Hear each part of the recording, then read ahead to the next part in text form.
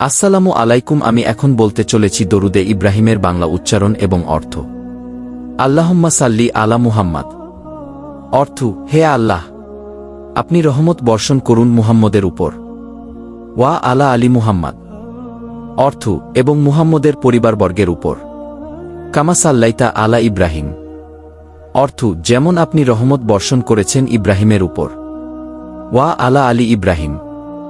অর্থ, এবং ইব্রাহিমের পরিবারবর্গের উপর। ইন্নাকা হামিদুম মজিদ। অর্থ, নিশ্চয়ই আপনি প্রশংসার যোগ্য ও মহিমামা। আল্লাহুম্মা বারিক আলা মুহাম্মাদ। অর্থ, হে আল্লাহ, আপনি বরকত দান করুন মুহাম্মদের উপর। ওয়া আলা আলী মুহাম্মাদ। অর্থ, এবং মুহাম্মদের পরিবারবর্গের উপর। কামা বারাকতা আলা ইব্রাহিম। অর্থ, যেমন আপনি বরকত দান করেছেন ইব্রাহিমের উপর। ওয়া আলা আলী ইব্রাহিম। অর্থ, এবং ইব্রাহিমের পরিবারবর্গের উপর। ইন্নাকা হামিদুম মজিদ। অর্থ, নিশ্চয়ই আপনি প্রশংসার যোগ্য ও মহিমামা।